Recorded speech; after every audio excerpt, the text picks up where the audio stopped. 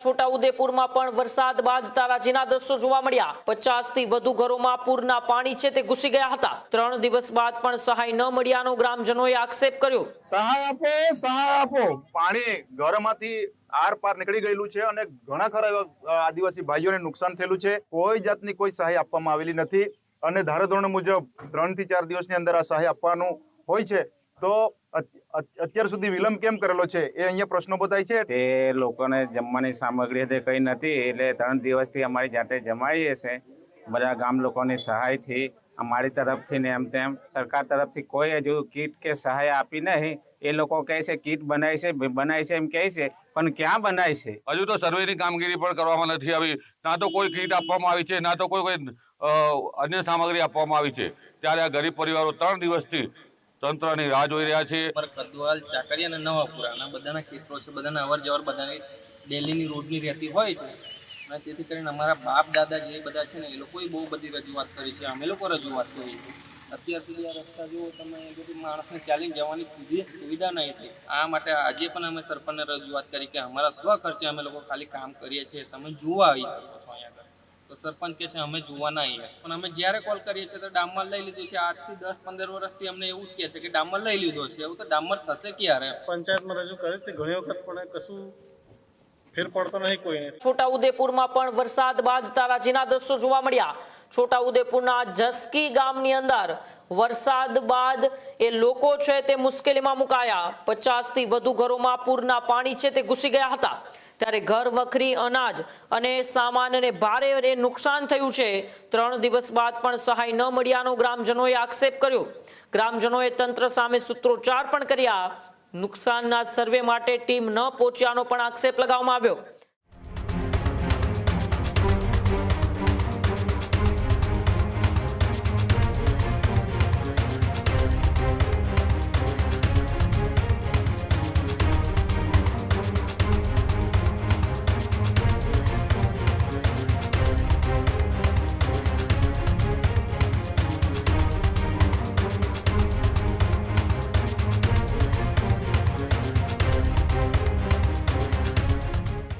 અસરગ્રસ્ત પરિવારો તાત્કાલિક સહાયની રાહમાં છે। ત્યારે રોજ મજૂરી કરતા પરિવારોની હાલત પણ કફોડી બની છે। સર્વે કરીને સહાય ચૂકવવાની ગ્રામજનોએ માંગ કરી છે। માંગ નહીં સંતોષાય તો ઉગ્ર આંદોલનની પણ ચીમકી આપવામાં આવી છે। ત્યારે છોટાઉદેપુરના જસકી ગામમાં પૂર બાદ લોકો છે તે ભારે મુશ્કેલીમાં મુકાયા અને 50 થી વધુ ઘરોમાં પૂરના પાણી ઘૂસતા તે લોકોની ઘર વખરી, અનાજ અને સામાનને પણ ભારે નુકસાન થયું। 3 દિવસ બાદ સહાય ન મળ્યાનો આક્ષેપ છે તે ગ્રામજનો કરી રહ્યા છે। ત્યારે રોજ મજૂરી કરીને પોતાનું ગુજરાન ચલાવતા એ પરિવારોની હાલત કફોડી બની હતી। સહાય આપો, સહાય આપો। સહાય આપો, સહાય આપો। સહાય આપો, સહાય આપો। સહાય આપો, સહાય આપો। સહાય આપો, સહાય આપો। સહાય આપો, સહાય આપો। આ નસવાડી તાલુકાનું આ જસકી ગામ છે। આપણે બધા જાણીએ છીએ, એમ જોયું, વરસાદ ગુજરાતભરના વિસ્તારોમાં ખૂબ પડ્યો છે અને આ વિસ્તારમાં પર ભરપૂર પ્રમાણમાં વરસાદ પડેલો હતો અને વરસાદ પડવાના કારણે અને નદીને કોતરમાં ખૂબ પૂર આવ્યા અને આ પૂર આવવાના કારણે આ જસકી ગામના લોકોના ઘરોની અંદર પાણી ઘરમાંથી આર પાર નીકળી ગયેલું છે અને ઘણા ખરા એવા આદિવાસી ભાઈઓને નુકસાન થયેલું છે। ત્યારે આ નુકસાન થયેલું છે અને કલેક્ટર મેડમને, જિલ્લાના બંધારણીય વડા છે, જિલ્લા કલેક્ટર શ્રીને જાણ કરી હતી આ લોકો અને કલેક્ટર શ્રી અહીંયા આવીને મુલાકાત કરીને પણ ગયેલા છે અને આશ્વાસન આપીને ગયેલા છે કે જે પણ ધારાધોરણ મુજબ જે સહાય આપવાની થશે એ આપવાની એવું કીધું છે। પણ અત્યાર સુધી કોઈ જાતની કોઈ સહાય આપવામાં આવેલી નથી અને ધારાધોરણ મુજબ 3 થી 4 દિવસની અંદર આ સહાય આપવાનું હોય છે। તો અત્યાર સુધી વિલંબ કેમ કરેલો છે એ અહીંયા પ્રશ્નો બતાય છે। એટલે ગામના લોકો માંગ કરી રહેલા છે કે સહાય અમને તાત્કાલિક ધોરણે આપવામાં આવે। હજુ સર્વેની ટીમો નથી આવી। સર્વેની ટીમ હજુ નથી આવી એવું આ લોકો ગ્રામજનોને અમે પૂછેલું છે। ત્યારે એ લોકો કહે છે કે અત્યારે કોઈ સર્વે કરાવવાની ટીમ પણ નથી આવ્યા એવું આ લોકો ગ્રામજનો કહી રહેલા છે। આવનાર સમયમાં અમે આ જસકી ગામના લોકોને સાથે રાખીને બીજા પણ ગામોની અંદર અહીં તણકલા હોય, પાણીમોવડા હોય, નકલપુરા હોય કે પછી ગોયાવાટ હોય, આખો પટ્ટામાં ખૂબ નુકસાન થયેલું છે। ત્યારે આ બધા જ લોકોને સાથે રાખીને આવનાર સમયમાં અમને ન્યાય મળે એના માટે અમે જ્યાં પણ સરકારની અંદર રજૂઆત કરવાની થશે ત્યાં રજૂઆત કરીશું અને આ લોકોને યોગ્ય વળતર મળે એવી અમે સરકારશ્રીમાં પણ અમે સરકારશ્રીનો ગામ જસકી આ પુલના હિસાબે પાણી ફૂલ આવી ગયું તેના હિસાબે બધા લોકોને તણાઈ ગયું હતું. તે લોકોને જમવાની સામગ્રી તે કંઈ નથી એટલે 3 દિવસથી અમારી જાતે જમાડીએ છે બધા ગામ લોકોની સહાયથી અમારી તરફથી ને એમ તેમ અને બધા જોઈને ગયા છે પણ કંઈ હજુ સરકાર તરફથી હજુ કીટ અમને ગામ લોકોને એમને આપી નથી. જમાડી જ છે કે અમારી રીતે જે બને તે રીતે એમ અધિકારીઓ આવીને તપાસ કરીને જતા રહ્યા. સહાય સરકાર તરફથી કોઈ હજુ કીટ કે સહાય આપી નહીં. એ લોકો કહે છે કીટ બનાવી છે એમ કહે છે પણ ક્યાં બનાવી છે? ગામના માણસો કહે છે કીટો બનાવી છે એ તો ક્યાં? સરકાર તો એમ તો બહુ રૂપિયા ફાળવે છે, ગરીબ લોકોને કંઈ ફાળવતા નહીં. જોઈને તો ગયા છે હજુ 3 દિવસથી ઘરોમાં ખાવાનું નહીં, કંઈ નહીં, પણ કંઈ સરકાર તરફથી સહાય મળી નહીં. જસકી ગામ એમાં 4:30 વાગ્યાની આજુબાજુ વરસાદ પડ્યો હતો. તેમાં ફૂલ પાણી આવવાથી નાળામાં પાણી સમાયું નહીં. તે 50 થી 60 ઘર છે એમાં અંદર ઘૂસી ગયું પાણી. તે ગામમાં ફેલવણી થઈ ગઈ એટલે એના માટે અમે અમારો જીવ લઈને નીકળી ગયા કહેવાય.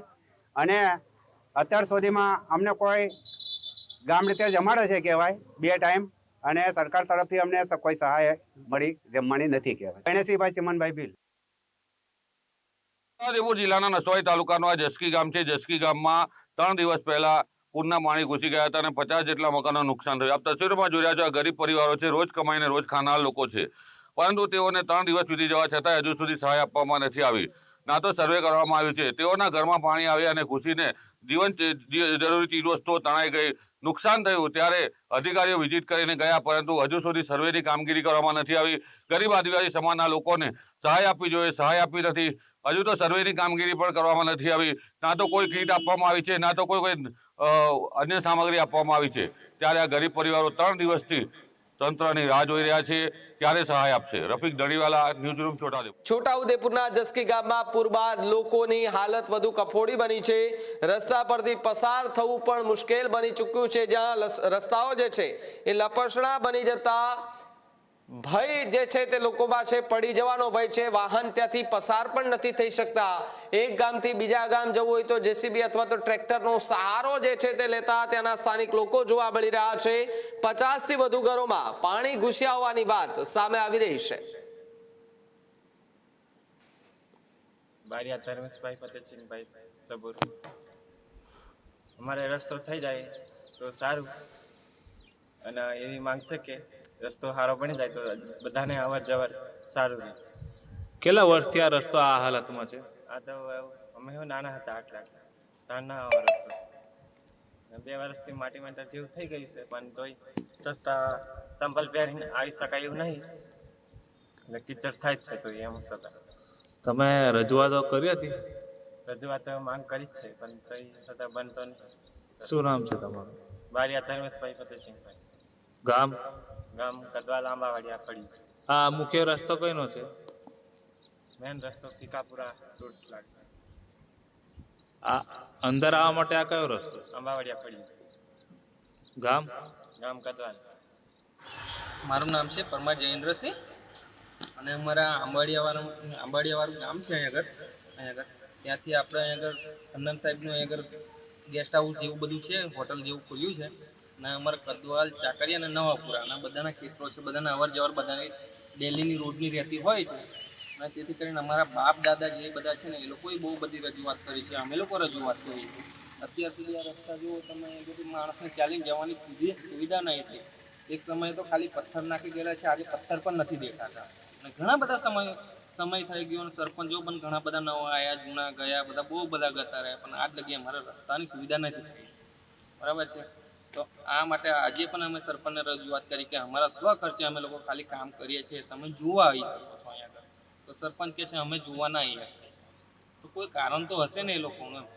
આજ દિન લગી અમારું કામ નહીં થતું, તો અમારા ગામના છેવાડા આગળ આવેલો છે રસ્તો, ખાલી એટલું ના થાય, તમે આખું ગામ બધું જોતા હોય. આગળ ખેડૂતોની વેદના કોણ જાણશે એ દિવસે? તો સરપંચને તમે ફોન કર્યો હતો?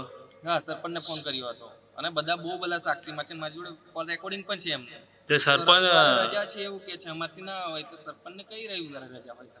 તો સરપંચ જાતે ફોન ઉપાડેલો? હા, સરપંચ પતિ ઉપાડ્યો હતો. શું નામ છે? જામસિંહભાઈ રાઠવા. તો શું જણાવ્યું તમને ફોન પર? કશું જણાવ્યું નહીં. અમે તમારો ડામર લઈ લીધો છે, પણ અમે જ્યારે કોલ કરીએ છીએ તો ડામર લઈ લીધો છે. આજથી 10-15 વર્ષથી અમને એવું જ કહે છે કે ડામર લઈ લીધો છે. એવું તો ડામર થશે ક્યારે? અને 10 વર્ષથી ડામર લીધો છે તો આટલા કે દેખાતો કેમ નહીં? પૈસા કોણ ખાધા છે પછી એ વસ્તુના? એ તો કોઈ જણાવી શકે છે ને. આશરે કેટલા વર્ષથી આ રસ્તાની આ હાલત છે? અત્યારે અમારા બાપ દાદા મરી ગયા, મારા દાદાને મરી 10-12 વર્ષ થતા હશે. એની પહેલાના લોકો વધારે એ કરે છે, બરાબર છે. એની પહેલા 10-12 વર્ષથી તમે ગણીએ જ છે. અત્યારે શું નામ છે તમારું? પરમા જયેન્દ્રસિંહ. મારું નામ છે મહેશ કુમાર વખતસિંહ પરમાર. આ વર્ષો જૂનો રસ્તો છે જે અત્યાર સુધી બનેલો નથી, પણ હવે મજબૂરીથી અમારે જાતે કરવું પડે છે. હવે કેમ કે ખેતરમાં દરરોજ આવવા જવાનું છે, એટલા માટે કર્યા વગર છૂટકો નહીં અમારે. પંચાયતમાં રજૂ કરી હતી ઘણી વખત, પણ કશું ફેર પડતો નહીં કોઈને. એટલે હવે શું કરીશું? જે બને તે કરીશું એમ. અમારાથી મજબૂરી છે અમારી, કરવું પડે છે એમ. બસ એટલું કહેવા માંગુ છું કે જલ્દી રસ્તો બનાવે તો સારું કહેવાય, અમને તકલીફ દૂર થાય. રજૂઆત કરી હતી કે ગ્રામ પંચાયતમાં?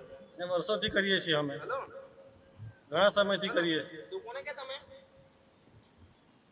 કોઈને ફરક પડતો નથી એમ. ખેડૂત ભાઈઓ છે ખેતરમાં ડ્રોન ઉડાવતા હોય છે ત્યારે આપણે એક પ્રશ્ન સતાવતો હોય છે કે જે આપણે અત્યાર સુધી જીપીએસ ટેકનોલોજી વાળા ડ્રોન વાપર્યા છે, જેથી કરીને મોબાઈલ ટાવર છે અથવા તો હાઈ ટેન્શન લાઈન પસાર થતી હોય, કોઈ વૃક્ષો હોય, ત્યારે જે જીપીએસ ટેકનોલોજી વાળા ડ્રોન છે એમાં ટકરાય અને ટ્રેસ થાય છે. પણ એગ્રીવન લાવ્યું છે GNSS ટેકનોલોજી ડ્રોન, જેથી કરીને એ ડ્રોન છે એ કોઈ જગ્યાએ ટકરાય નહીં, પોતાની રીતે જ ડિસિઝન લે છે અને મૂવ થઈ જાય છે. જેથી કરીને GNSS ટેકનોલોજી ડ્રોન છે એ વાપરવાનો આગ્રહ રાખો. હજુ સુધી તમે અમારી ચેનલને સબસ્ક્રાઇબ નથી કરી તો અત્યારે જ ન્યૂઝરૂમ ગુજરાતને સબસ્ક્રાઇબ કરો, ફેસબુક અને ઇન્સ્ટાગ્રામ પર ફોલો કરો.